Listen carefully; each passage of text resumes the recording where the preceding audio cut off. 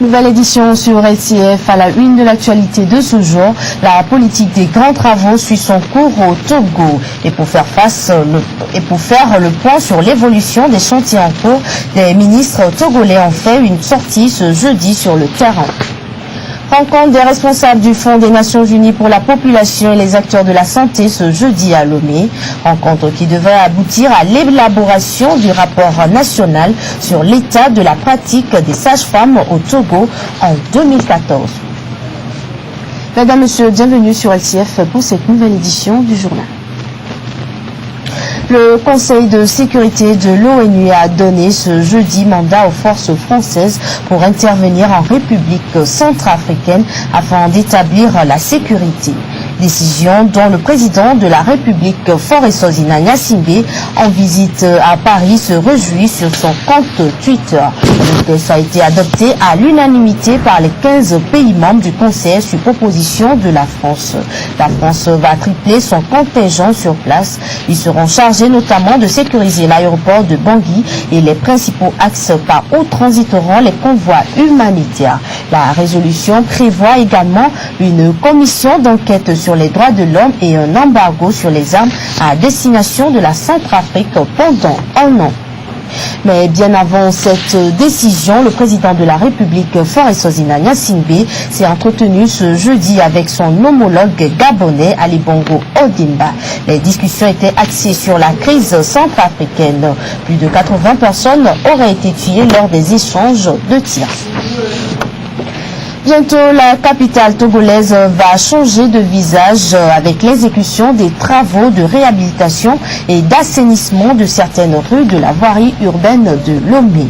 En vue de constater l'évolution des différents chantiers, le ministre des Travaux publics et des Transports, Nissa Onyanfam, a visité ce jeudi les différentes infrastructures routières. Cette visite lui a permis d'évaluer l'état d'avancement des travaux, mais aussi de constater l'incivisme de la population au niveau des ouvrages réalisés. Ugatiko. Première escale de la visite du ministre des Travaux publics et des Transports, l'avenue François Mitterrand, en vue de constater l'avancement du projet de réhabilitation, de renforcement, d'assainissement et de bitumage de la voirie urbaine de Lomé. Les travaux de terrassement et de revêtement sont presque achevés sur cette avenue et devraient être ouvertes à la circulation d'ici le 20 décembre. Mais tel n'est pas le cas de l'avenue Nicolas Gourneski, dont les travaux sont à la phase d'assainissement. Sogia Satom, l'entreprise exécutante, est aussi à pied d'œuvre sur l'avenue de la Libération prolongée entre la gendarmerie nationale Tokwen-Ranko et Sifao. Les travaux sur l'avenue Maman Mganida, entrepris par GER, ont considérablement évolué malgré les problèmes de déplacement des réseaux de Togo Télécom et de la CET.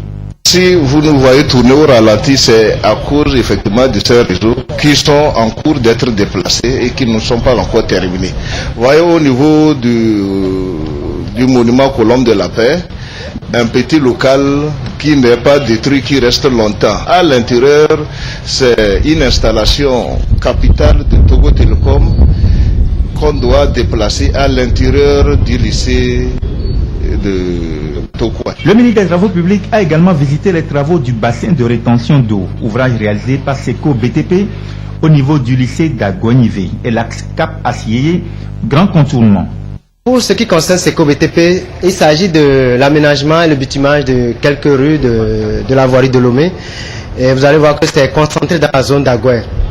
Ensuite, en plus de cela, nous avons les bassins de rétention qui sont en pleine exécution. Nous sommes sur la rue 5 qui quitte de Cap Assié et Agoué qui relie la voie des Chinois. Donc le grand contournement. Et là, nous sommes en plein travaux d'assainissement. Une fois que les travaux d'assainissement finissent, nous allons attaquer le décaissement et le dégagement de déblais pour la suite des travaux de décaissement. L'exécution du chantier de Golf Club, le grand contournement entre Agoué et Sim-Togo, ont également retenu l'attention du ministre qui reste globalement satisfait de l'exécution des ouvrages. 3 motifs justifient sa descente sur le terrain. Nous sommes en fin d'année, donc il fallait bien que je sorte pour voir le niveau d'avancement de ces travaux-là. La deuxième chose, les travaux que nous sommes en train d'exécuter actuellement nous ont contraints à trouver des voies alternatives. Avec cette sortie, j'échange avec les entreprises pour voir s'il y aurait, pendant cette période qui va durer une dizaine de jours, si on ne peut pas trouver une solution pour vraiment faciliter la circulation. La troisième raison qui m'amène ce matin sur ces chantiers-là, avec la disponibilité des emprises, c'est une occasion de planter même ces arbres-là pendant la période des travaux. Une surprise attend malheureusement le ministre à la fin de sa visite. Des ordures brûlées aux encablures de la nouvelle voie et l'emprise totale de la voie par les commerçants au niveau de Sim-Togo. Il n'en faudrait pas plus pour déclencher la colère du ministre des Travaux publics. Ça, ce n'est pas normal. Ils empêchent l'entreprise de faire des travaux. Si elle arrive à se frayer un passage pour exécuter les travaux, on met le dépotoir. Mais ce qui est en train de brûler, c'est pour emporter la chaussée, ça dit 48 heures juste après qu'on ait terminé les travaux. Ça, on ne peut pas l'accepter. Malgré tous les efforts que nous sommes en train de faire, on n'a pas le droit de s'installer sur la voie publique. Encore moins la polluer, la transformer en un gros dépotoir qui brûle à côté de nous. Ce n'est pas acceptable. La population est appelée au sens de responsabilité et à des comportements citoyens face aux ouvrages qui sont en phase d'exécution. Les travaux prendront fin au début de l'hivernage prochain, entre avril et juin 2014. Et dans la suite logique de la politique des grands travaux lancés par le gouvernement togolais, il est prévu la construction d'une maison des jeunes à Amadahomey.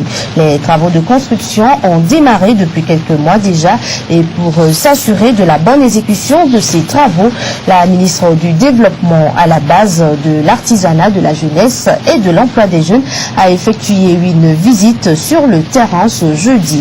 Victoire Tomé-Gadogbe était accompagnée de ses collègues de la sécurité et des sports et loisirs. Première étape de la visite du chantier de construction de la Maison des Jeunes de Lomé.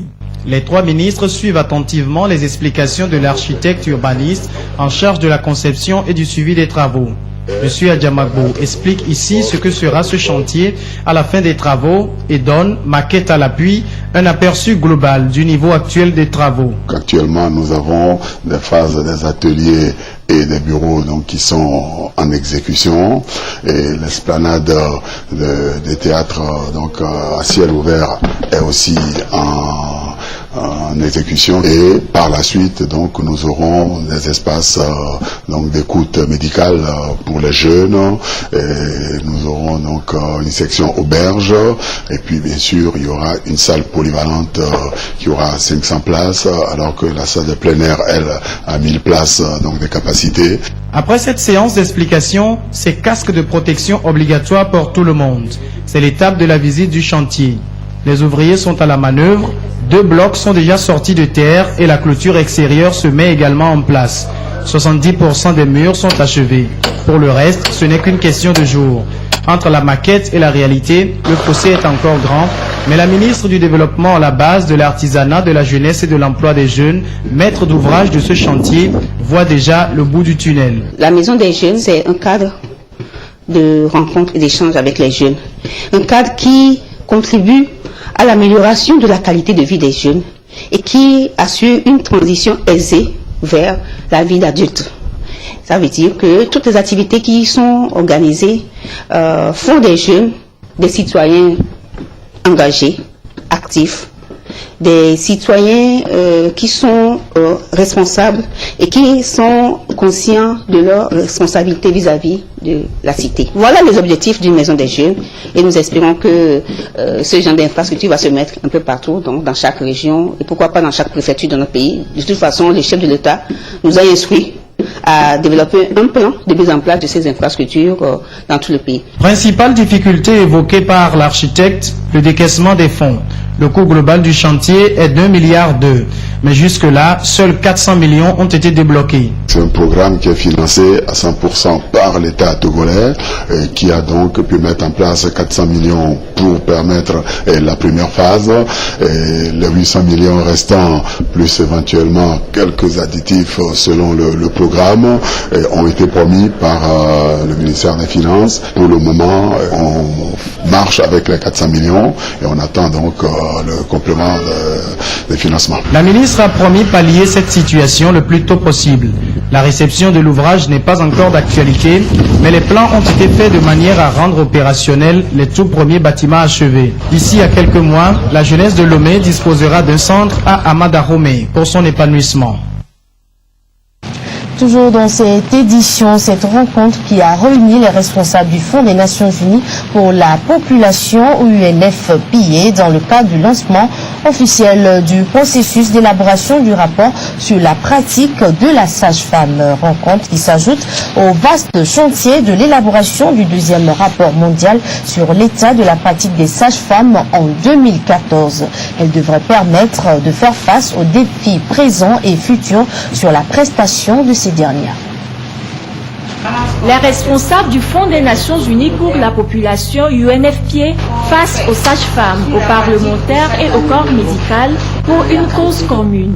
Voir un monde où chaque accouchement est son danger et lutter contre le décès des mères et des nouveau-nés. Une cause pour laquelle le Fonds des Nations Unies pour la population se bat depuis des décennies. Les travaux de ce jour s'inscrivent dans le vaste chantier du deuxième rapport mondial sur l'état de la pratique de la sage-femme en 2014.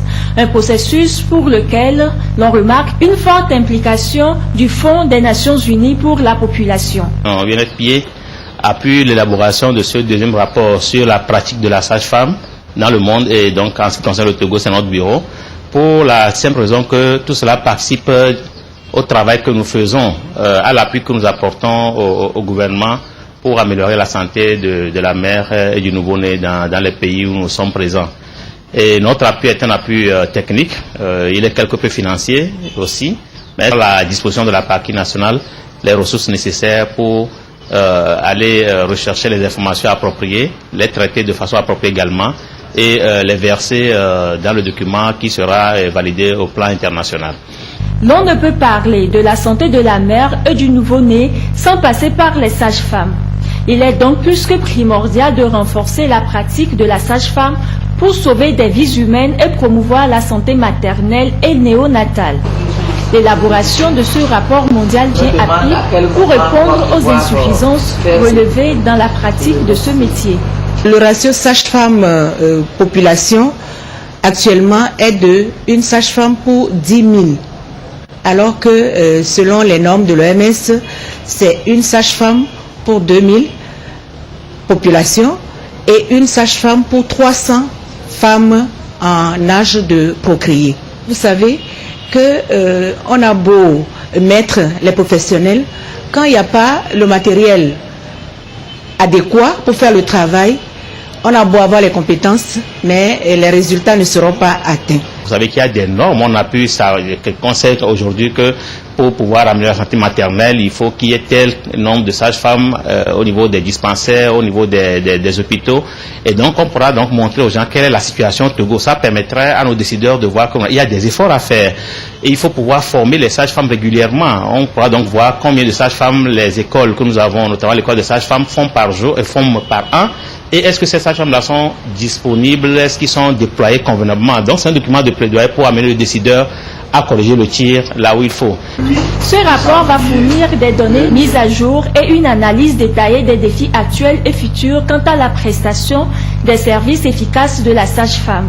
Élaboré et validé avec la partie prenante après toute investigation sur le terrain, ce rapport national sur l'état de la pratique des sages-femmes va contribuer à étoffer le rapport mondial 2014.